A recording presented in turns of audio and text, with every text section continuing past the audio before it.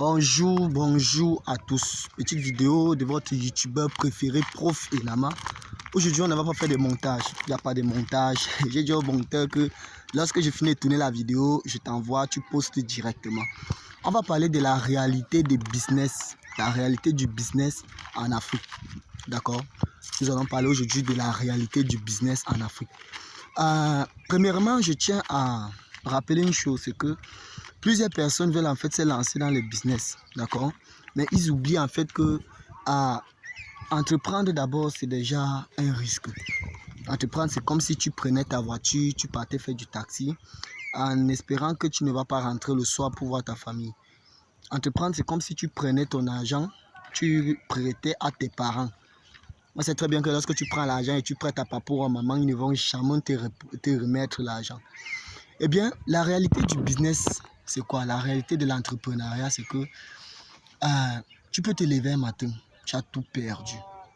Tu peux te lever un matin, tu as tout perdu, tout, tu as tout perdu. Parce qu'il y a un choc, dans l'entrepreneuriat que la plupart des personnes, en fait, n'arrivent pas, en fait, à maîtriser. Ce choc-là, en fait, c'est le fait de tout perdre. Tu te lèves, tu as tout perdu.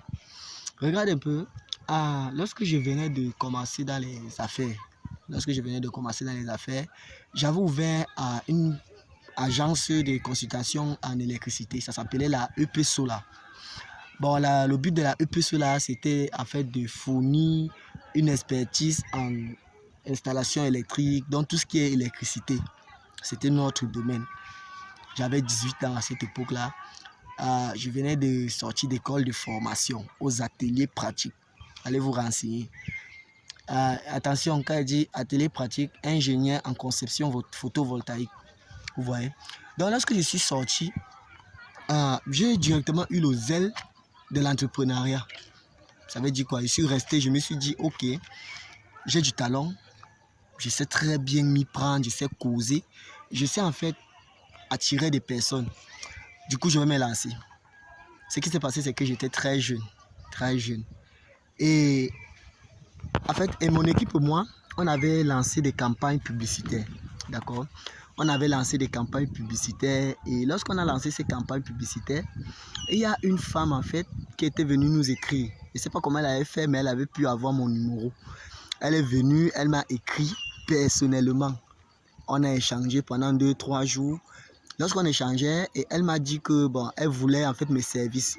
Elle a un immeuble qu'elle veut en fait que j'installe. Donc je devais gagner le contrat on appelle ça de la castralisation des gaines jusqu'à finition des ampoules. Donc ça veut dire quoi? Je mets les gaines, je fais passer les fils, je fais le repérage, j'installe tout, donc jusqu'aux ampoules que j'ai fini tout. Ça, c'est moi qui devais livrer son chantier en termes d'électricité. Les capteurs, les portails automatiques, tout ce qui a chauffe-eau électrique, tout ce qui est automatique là, c'est moi qui devais mettre ça, jusqu'à l'énergie solaire. Maintenant, elle m'avait demandé de faire le devis. J'ai bien fait le devis à la femme et tout le devis complet est sorti dans les 12 800 000. D'accord, 12 800 000. J'ai pris rendez-vous avec la femme. Nous sommes arrivés et lorsque nous sommes arrivés, vous savez, le technicien, lorsqu'il fait le devis du technicien est toujours payant. J'ai dit à la femme que le devis était payant. Elle a ri, elle a dit ne t'inquiète pas, je vais te payer ton devis. Ce qui s'est passé, c'est qu'on a fixé un rendez-vous. Je suis arrivé au chantier. Lorsque je suis arrivé, la maman m'a en fait regardé. Elle était un peu surprise. Parce que lorsqu'elle était surprise, elle s'est posé la question que est-ce que c'est le petit-ci qui va toucher mon chantier? Est-ce que c'est le petit frère-ci, le fils-ci? Elle était encore trop petit. C'est à lui que je vais confier ce genre d'argent. Elle s'est posé des questions. Bon, j'ai fini de lui montrer tout. Elle m'a sorti un autre devis qu'elle avait déjà. Un devis qu'un autre technicien avait donné. D'accord? Chez moi, ça donnait 12 800 000. Chez l'autre technicien, ça avait donné 35 millions quelque chose. Et entre-temps, ça avait fait les mêmes références, le même matériel. Donc, tout était la même chose. C'est juste le prix qui dérangeait. Lorsque la femme a regardé, elle était choquée.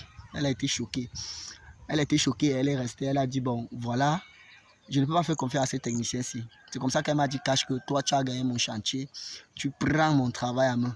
Mais le problème, c'est que je ne peux pas te donner ce chantier, pas parce que tu ne connais pas. D'accord? Elle a dit qu'elle ne pouvait pas me donner le chantier. J'ai perdu un chantier comme ça. Pas parce que je ne connaissais pas, mais parce que j'étais encore très jeune. Donc, j'étais très jeune, pourquoi? Elle m'a dit que le problème n'est pas que je ne maîtrise pas mon travail. Le problème, c'est que lorsqu'elle va me confier ce genre d'argent, elle ne sait pas comment je vais devenir. Elle ne sait pas comment soit elle va devenir fou et autres. Vous savez, l'argent rend fou et c'est un esprit qu'il faut impérativement contrôler.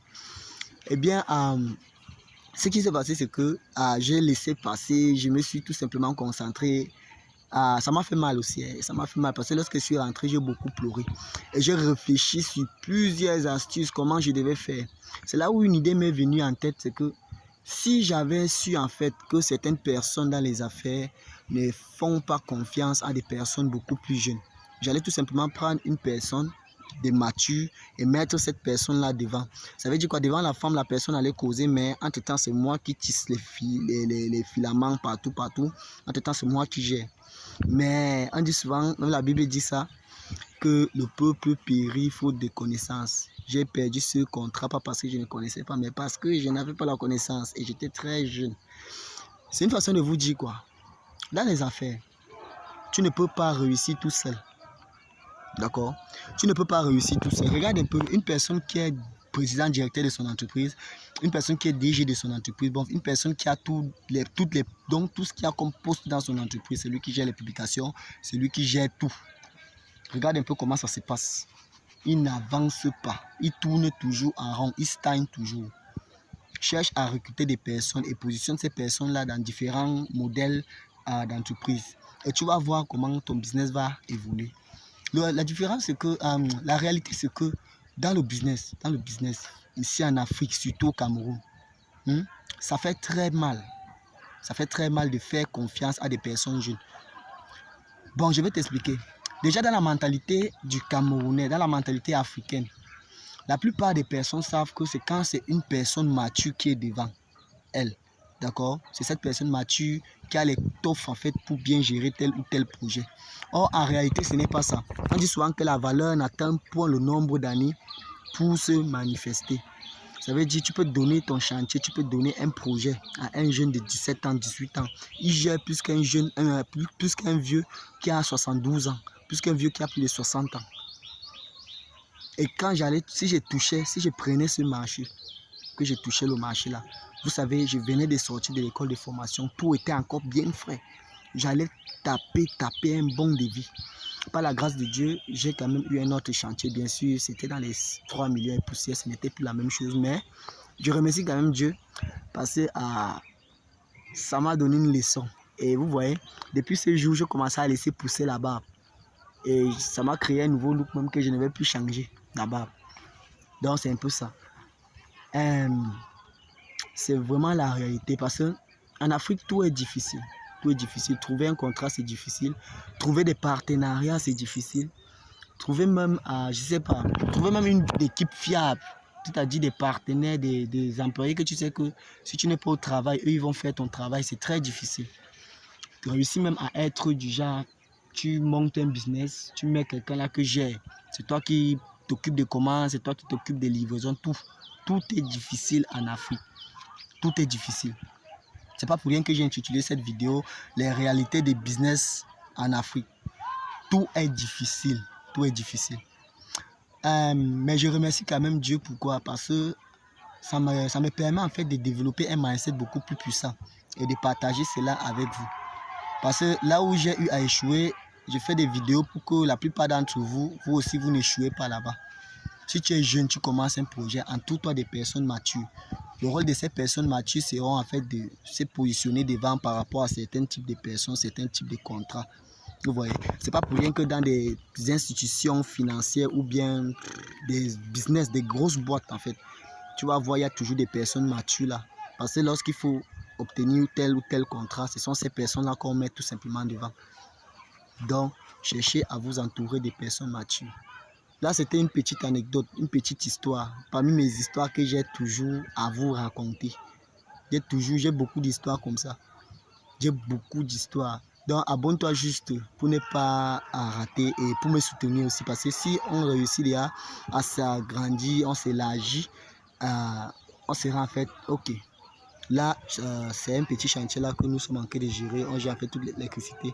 Vous voyez un peu au niveau des tuyaux, les gaines, tout ça, les clims, tout ça. Donc, on s'occupe en attendant que les maçons finissent leur travail. Nous, électriciens, qui sont en fait les frères, on va s'occuper aussi de notre travail. Depuis un moment, les affaires ne tournent pas. Les affaires ne tournent pas parce que le business en Afrique n'est pas facile. Ce n'est pas vraiment facile. C'est très difficile. Mais on sait le cœur et on sait très bien que notre connaissance et la connaissance divine nous permettra d'atteindre nos objectifs.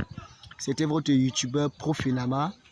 Abonnez-vous à la chaîne YouTube pour ne rater aucune de nos prochaines vidéos. Ciao.